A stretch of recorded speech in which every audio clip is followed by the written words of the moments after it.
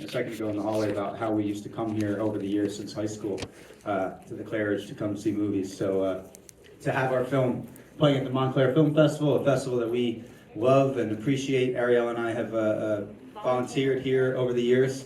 So it's really cool to kind of bring it full circle. This is the last of our North American festival run, so we're bringing it home to Montclair. Just want to say, it takes a village to get anything done in life, and it's no different with film. We fought really hard to bring this to the screen, and spent 4 years of our lives. We missed out on some weddings and funerals to make it, and we just really appreciate everybody coming and checking out the film. Just to echo Ryan's sentiment there, it's an honor to be here, and it's so nice to come into a theater and see just like a very full, warm room. We had really no business on paper making this film, but we got some friends together, and like Ryan said, over 4 years we were able to cobble up whatever we had, and Ryan has one more thing to say. My family's here, so I just want to shout out my family. My family's seen the movie for the first time, and they thought we were insane for making this movie as well, and very supportive but insane, constantly asking why we're still doing it, and they're about to see. So. Yeah, we're still insane. But we made this film for two major reasons. It's a film that we really wanted to see, that we felt like it wasn't being made for the people we wanted to see it with. We constantly felt like we were on the outside looking in. We didn't know where our community was, and it turns out it's right here. So thank you. Yeah, and I just want to say something really quick. I was thinking about sort of the filmmaking process and everyone kind of coming here. And for those who don't know, we shot this movie on Kodak celluloid film. And the really beautiful thing about film is that it's a piece of physical material that in order to get an image on, you have to it's a confluence of science and magic, and light goes through glass and it hits the film plane. And so it starts with light, and then once you get the image on the film cell, you have to keep it in the dark until you process and scan the film. And in a weird way, filmmaking is almost like you expose it to light and you keep it in the dark for a really, really long time. And we kept it in the dark for almost 3 years. Mm-hmm.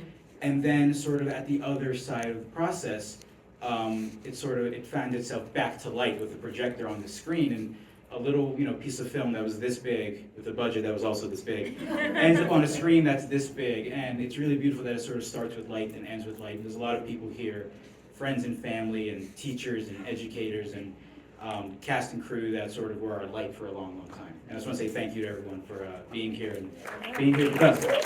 Writer, director, and Sloan. Ariella Mastroianni, actor, co-writer. Cinematographer, Matheus. And the music, we have Steve Carter.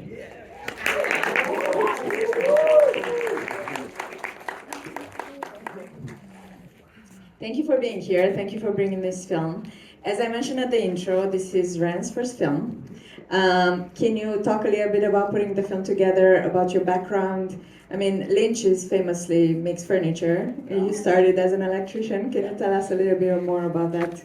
Sure, yeah. So I started working for my dad when I was very young, and I've been doing electrical work for many years and dreaming about making movies. It just seemed like a very far away dream. I didn't have any connections or access to the industry, and when COVID hit, Ariella and I, we were reflecting on where we wanted to be, and the things that we wanted to do with our lives, and we decided that it was time to put pen to paper and really start making this a reality. Nobody was going to come and knock on our door and give us an invitation. Nobody gave a shit, nor should they. We hadn't proved ourselves. We've been training separately for years. Ariella's been training in acting classes. I've been watching a ton of movies, and it just felt like the right time to do this. We're seeing so many movies these days, from Netflix and so on, especially during COVID. Everything looks the same. Everything feels the same. There's no guts. You're seeing prettier and prettier people on screen. Ariella's gorgeous and beautiful, but I mean, you're seeing people for instance, with Twisters. You see Glenn Powell up there. That guy's never driven a truck before. He's never been in a fist fight. You know, and it's like, we're at a point now where we want to see real people. We want to see us on stage, on film. You know what I mean? So we wanted to capture our home and what was left of it before it's gone. You know, everything's being knocked down and they're building all these apartment buildings and all this bullshit. And, you know, we have all this history that we're losing, you know, back when things were handmade. And, you know, we wanted to capture that before it was done. Ryan's all fired up. Yeah. I'm eating. Ariella, you also co-wrote the film. Can you talk a little bit about that and creating the character of Frankie? Yeah, so like Ryan said, we didn't have any formal background in filmmaking, so, you know, we wanted to go to film school, but we didn't. We always felt like there were all these kind of formal pathways that you need to take in order to kind of break through. So we just did a lot of our own research, and a big part of that, like Ryan said, was just watching a lot of movies. And a lot of the movies we revisited were films like Blow Up, Blowout, The Conversation, a lot of the Hitchcock, a ton of Hitchcock. And we were just like, these are the films that have always really said something to us, so let's examine these films and let's, you know, write something in this vein, because that's what gets us excited. So that was our kind of guiding path. And then we noticed, in particular, like Vertigo, Memento, and The Conversation all share a writing structure called the spiral structure. And once we identified that, which pretty much means the protagonist at every turn, they're like haunted by some past event, and they their progress throughout the film, at every point, they can't like get past this thing that has happened to them. So they find themselves in a spiral. So when we discovered that, we were like, oh, okay, I think, you know, we can work with this. This is the thing that sparked it. At the same time, I was reading a book called The Man Who Mistook His Wife for a Hat by, so this is my friend Delia. She is a very generous audience member. It's by Dr. Oliver Sacks, and he details his, he's a neurologist, and he details his findings with his patients, like in diary entries, a lot of behavior, and it's all, you know, cognitive impairments. I started thinking, like, is there something like a time perception disorder that's not memory loss? And we came across an NPR article about this woman with dyschronometria, and it really spoke to me because the way she kind of combated this thing was she embraced it, and she spent more time being internal and being, like she would set aside time for her to be alone and to let herself kind of drift off.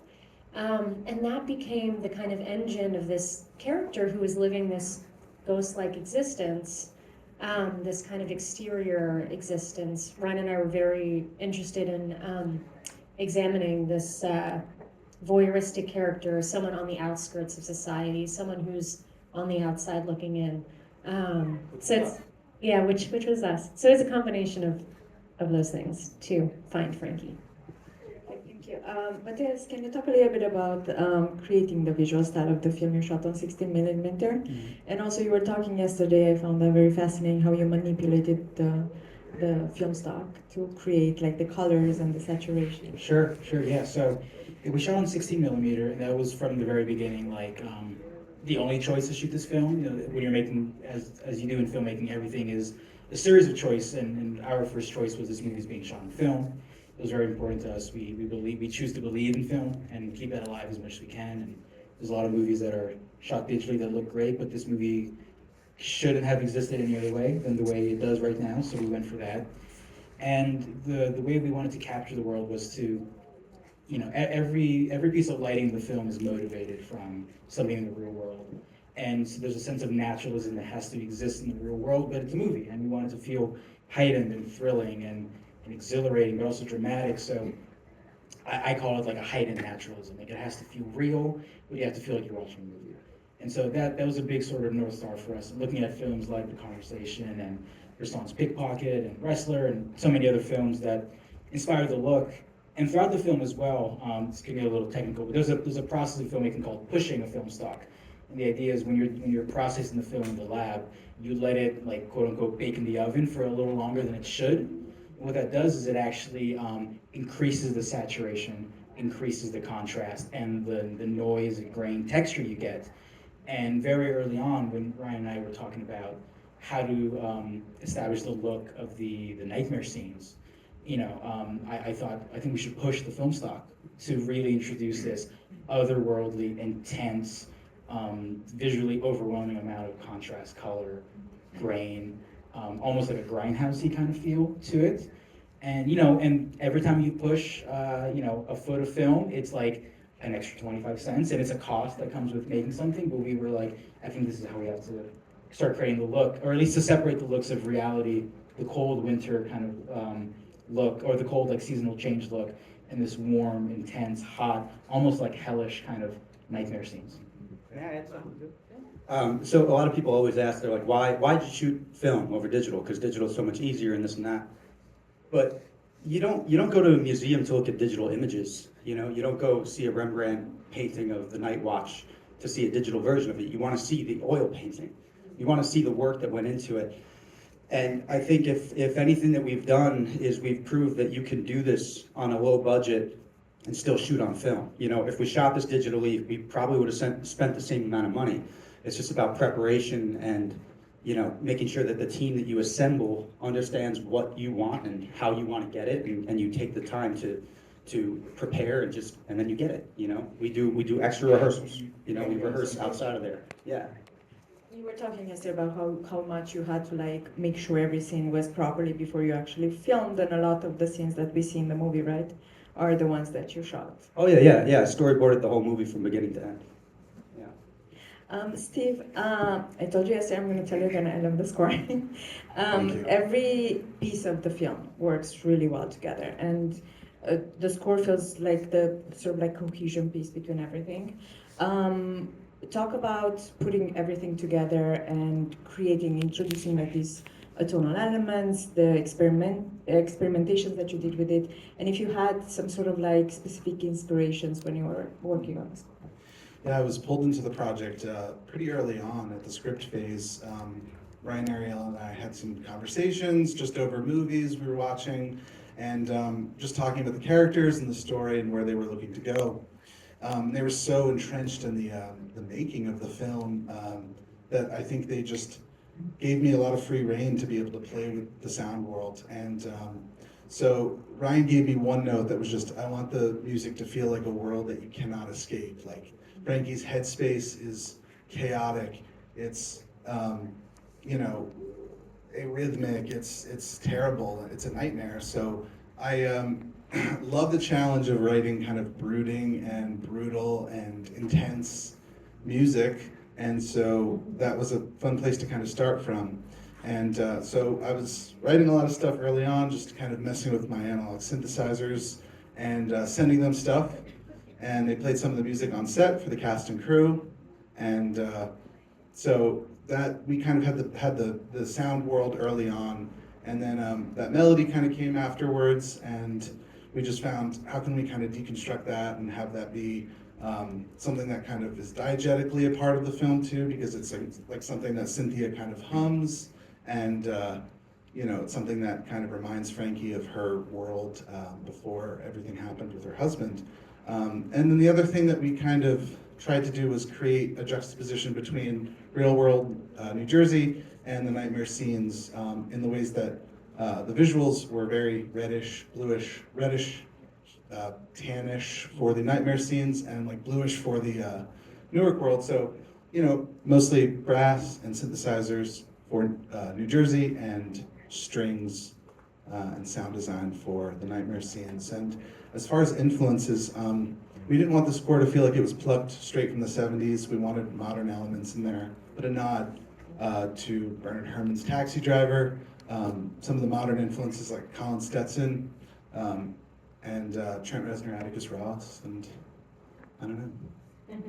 Thank you. I will open it up to the audience, and while they're thinking about the question, can you talk a little bit about, so Frankie's journey is almost like chronicle of a death foretold, you know, from sort of like early on, that the condition that she has is fatal. And you see the movie from her perspective. It's very sort of like there's a lot of close-ups. It gets into this tension and feeling of claustrophobia. Can I'll talk about that a little bit.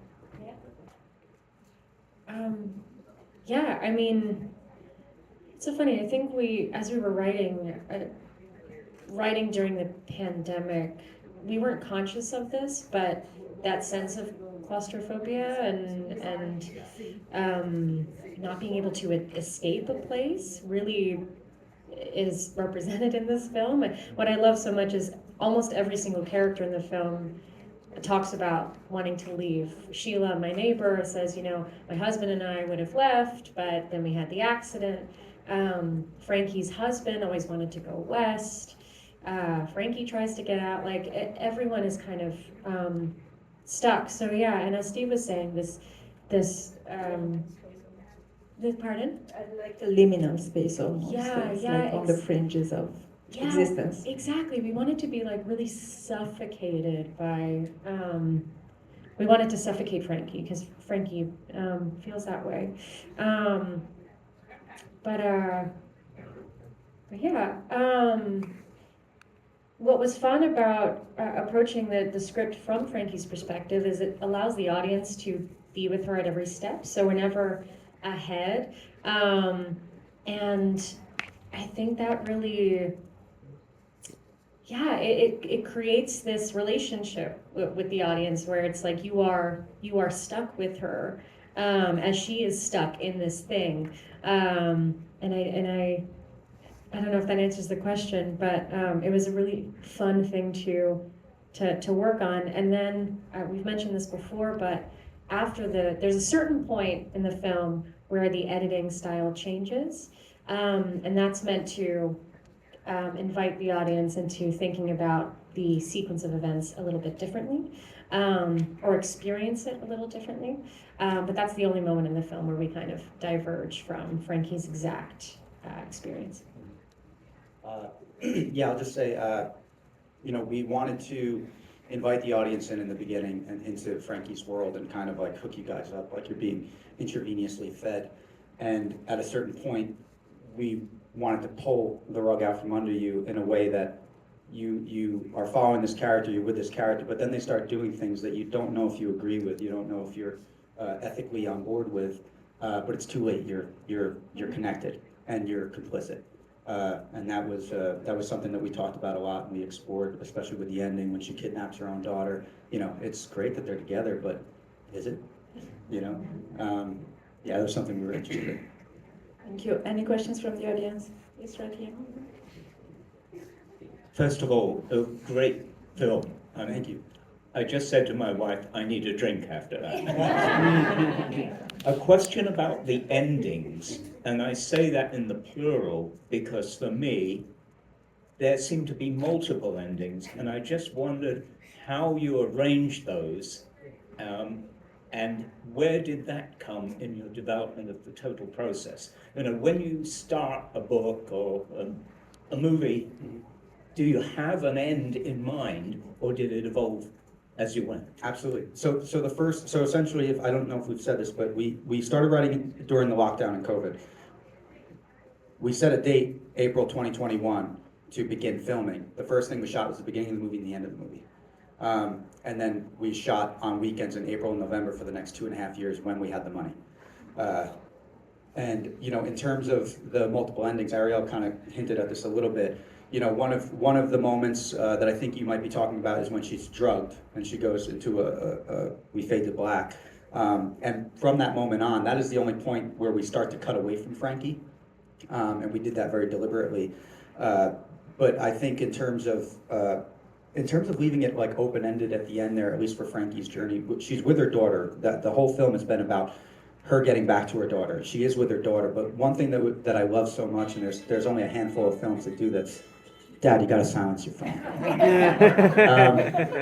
One thing that I love so much is that you have this character that Frankie's still out there. She's still in that Bronco with her daughter. All right, she's still trying to get out of here. We don't know what happened with her, but I love the fact that she lives on because of that decision. As opposed to some people, we were talking to some lovely people yesterday, and they were like, you set it up in a way where it felt like she was gonna have to save her daughter from Claire, and there'd be some big fight. And it's like, well, that Marvel has fucked you up. Like it's okay for movies to end ambiguously and leave you, thinking and feeling. You guys are gonna walk outside. It's gonna be sunny out, but you're gonna be in this mood for the rest of the day, and you're welcome. Yes, over there. So the question on everyone's mind is, did Frankie kill her husband? Did Frankie kill her husband? Oh, yeah. I don't want to answer that definitively. I think it's when you're watching it, yes, because the whole story's from Frankie's perspective. I think Frankie is living with that same question. But it's also, she's carrying the weight of the loss no matter what the definitive answer is. And that is exactly why, to me, the nightmare sequences are the most essential of the film, because that weight is personified. The physical is very much represented in those sequences.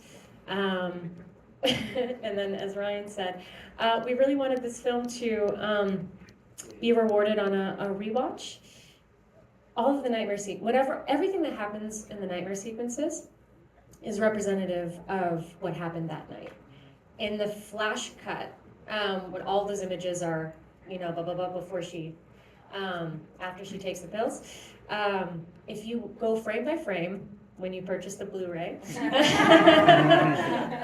you can see exactly what happened that night.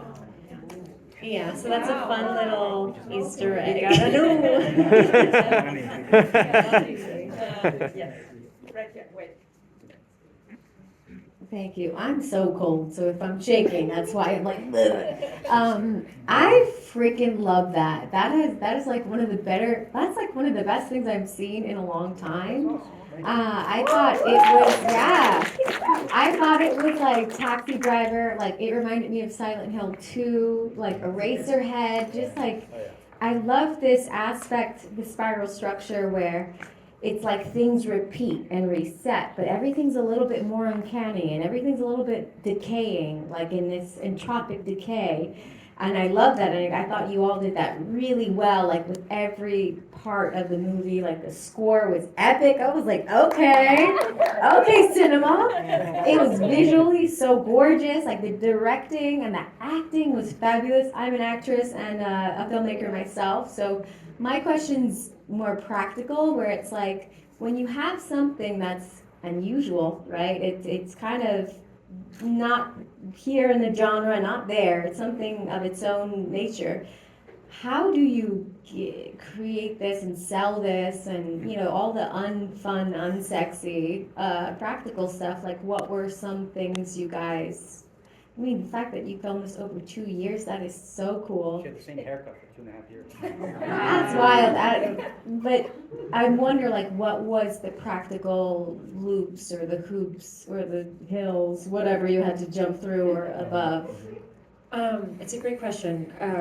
We, kind of like we said in the beginning, on paper, there's like absolutely down the line zero reason for anyone to make this film or like finance this film or produce this film. It's like, okay, there are no stars, it's not neatly within a genre.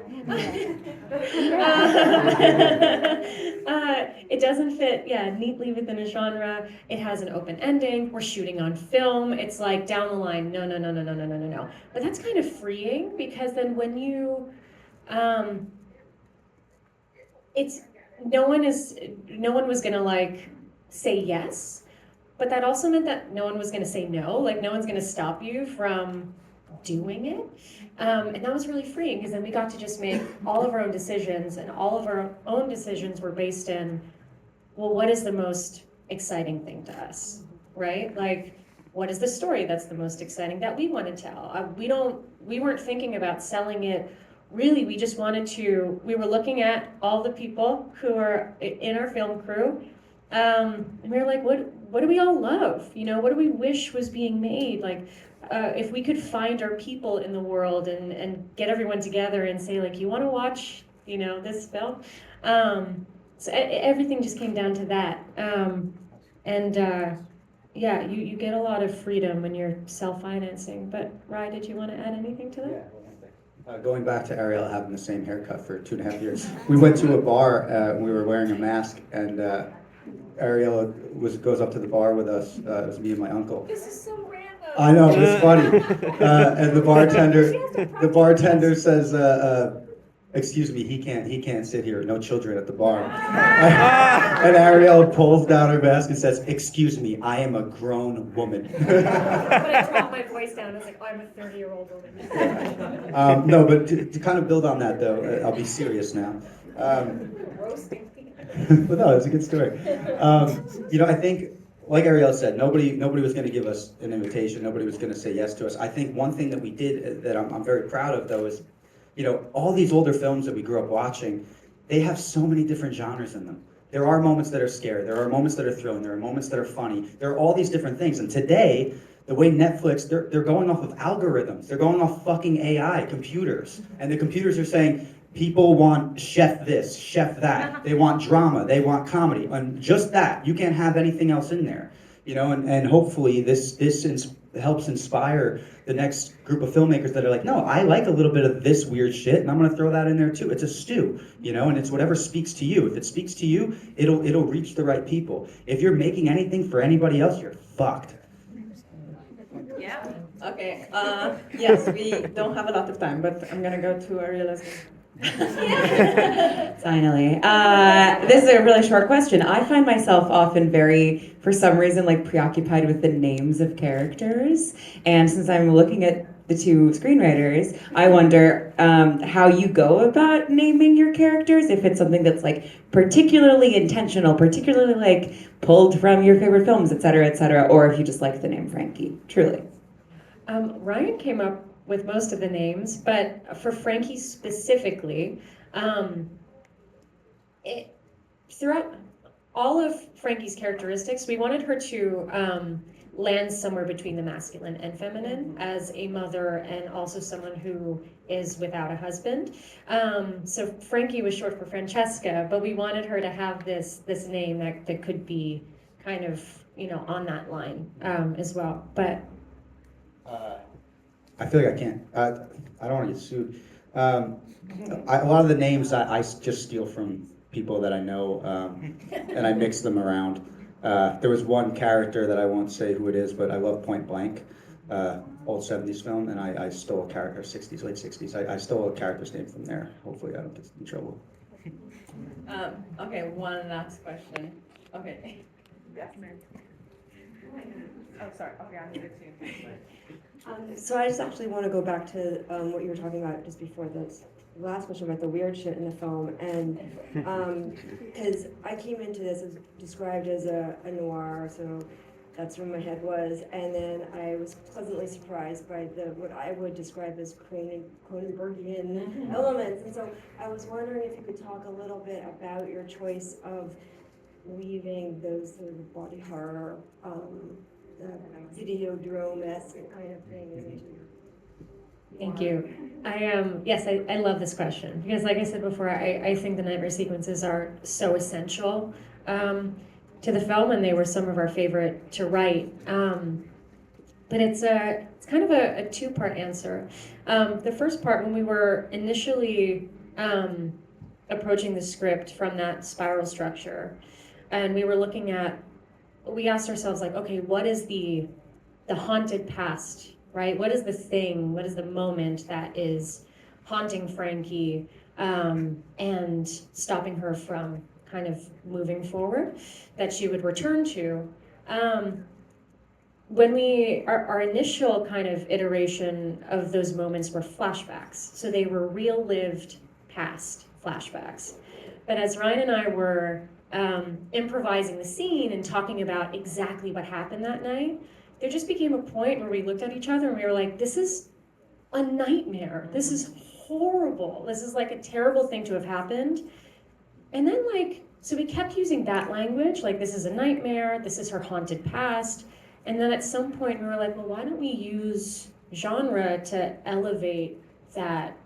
If the whole film is from Frankie's perspective and she's haunted by this thing, and these are, dream sequences, let's use genre to really have the audience feel that with her, because that's how she's experiencing it. So once we made that decision to really lean into this idea of like a horrific nightmare, we had a lot of fun. But in terms of like the Cronenbergian, kind of route of it all, like Ryan was saying about the ending, the whole film to us is really about this journey of this estranged mother from her daughter, right? This mother and daughter film. And there are two things that are represented in those sequences that to me are the most kind of defining of the physical. It's you have a death, a brutal death, and pregnancy. So the physical is so essential to that driving B plot, or whatever, the main plot, Frankie and her daughter. But yeah, the more we explore just like pregnancy, physicality, death, we wanted it to feel visceral in that way.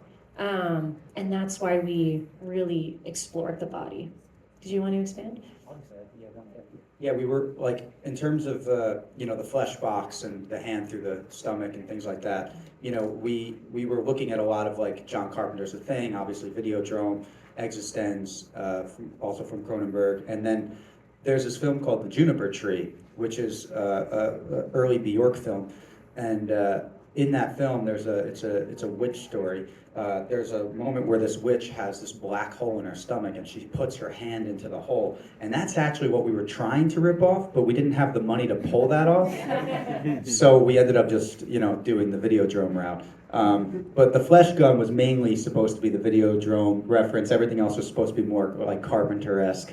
The head behind the hair and everything like that. And it's actually funny because this is the area of the film too that Matt was talking about. We pushed the film stock to get those more vibrant colors and more grain, that gritty grindhouse feel. But the whole film is shot handheld except for the nightmares. All the nightmare sequences are Steadicam and static because we wanted to really push that unease, that really horrifying feeling. And I was trying so hard to rip off Kubrick and I ended up ripping off Lynch. Anyway. Okay, last question. Hey, thanks for so much for this. This is awesome. Thank you. I didn't see you there. I'm right here. Thank you for that. This is a great. So Brian owns the motel that we shot in. Brian was generous enough, and he's also in the film. He's in the diner scene. Thank you, and it brings to my question about New Jersey. I feel like I don't see enough.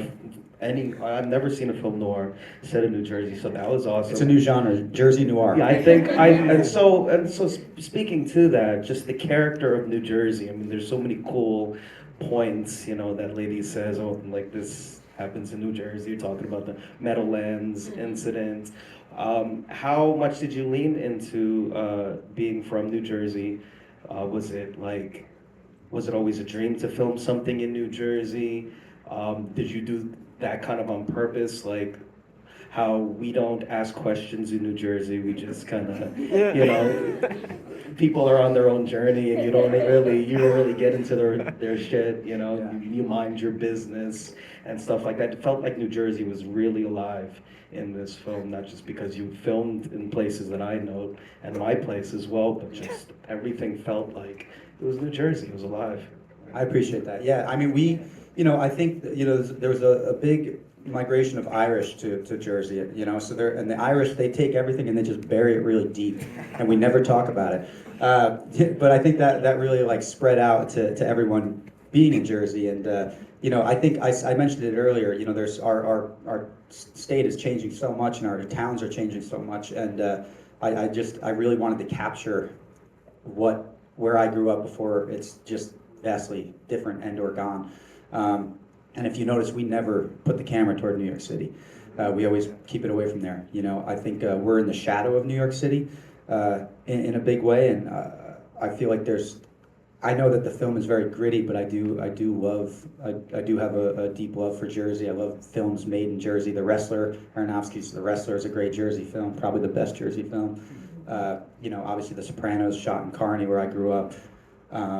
You know, it was just important to capture home, and you know, we're going to keep doing it. We have 2 more films that we're planning on shooting in Jersey. Maybe this time, you know, Governor Murphy will help us out. Who knows?